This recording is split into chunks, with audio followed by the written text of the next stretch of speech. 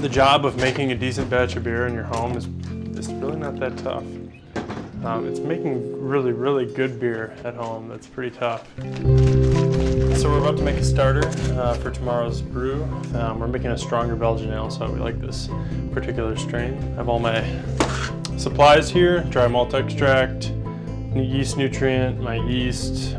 A yeast starter, it's a process that you use to grow the right amount of yeast cells for the brew. You want to get your yeast used to being in beer wort and used to eating on the sugars that are in the beer before it's fermented. The day before you brew the beer, you make what's basically like a small beer. And then we take our hot water with dry malt extract and water, and you heat it up and let it boil just like you would like a little beer. I didn't promise that it would be like really exciting or riveting or anything. Boiling water in a kettle. Next on Wisconsin Foodie. The beer that we're making tomorrow is a Belgian style strong ale. It's sort of a hybrid between a Belgian double and a Belgian triple. So it's got some of the caramely, darker, malty characteristics of a double, a little bit sweeter like a double, but also some of the drier, citrusy, clean aspects that some triples have. So it's kind of a hybrid between the two. It won't be as sweet as caramely as a double, and it won't be quite as clear and dry as a triple. Yeah, we have a lot of what's needed to enjoy beer, wine, and coffee in this sink.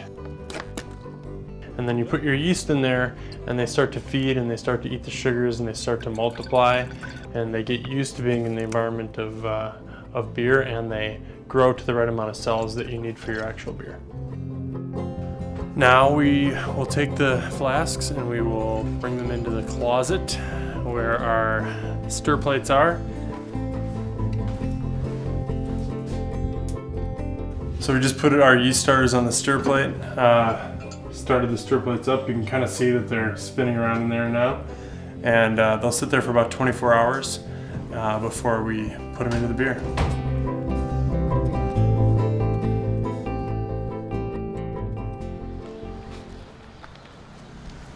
We are headed over to George's house to partake in brew nights.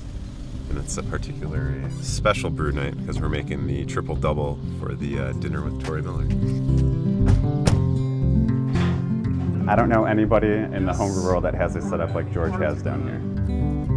I would say this is probably a couple steps beyond homebrewing, and it's nice to be exposed to a setup like this because you can really concentrate on building the nuances of beer when you have total control over the variables.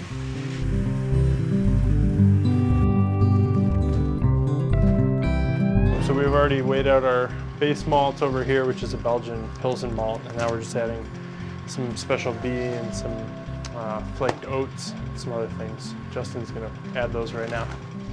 Special B is a caramely kind of somewhat roasted malt that adds kind of like a figgy, date, caramel overtones to the beer. Commonly used, I think, in Belgian doubles, things like that. Half pound of acidulated malt. Now we can grind them up. Coming from a coffee roasting background and being in that industry for so long, we really felt like we wanted to have the same level of control in our home brewery as we do at work for roasting coffees. After you get through a few batches of homebrewing and you've gotten your basics down and you feel comfortable with the brewing process, inevitably you start making your own recipes, and that's when it gets pretty cool. The most exciting part is when you have a recipe that is really fine-tuned and it's a beer that you really love to drink, and you realize that you can't go to the store and buy that beer. You actually have to make the beer yourself if you want to taste that beer. That's always a great moment.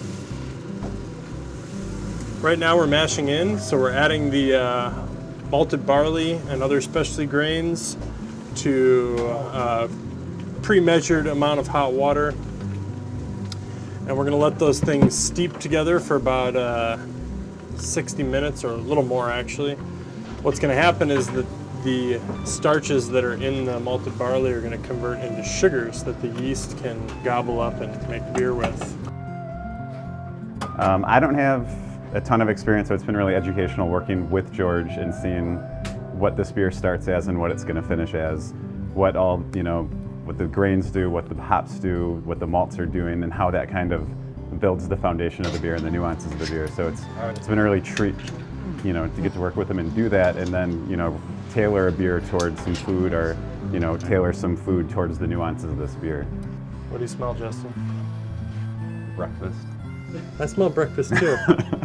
The best breakfast. Should we have breakfast? Yeah, me and George have talked about definitely collaborating on some beers to get on the list at Sanford, you know, kind of bridging that gap of his ideas, my ideas, and, you know, some of our friends' ideas together.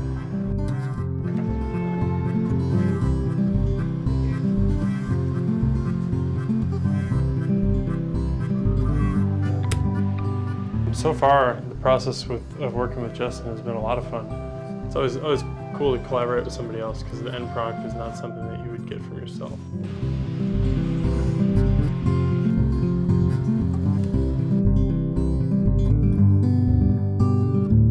We're gonna use East Kent Golding hops.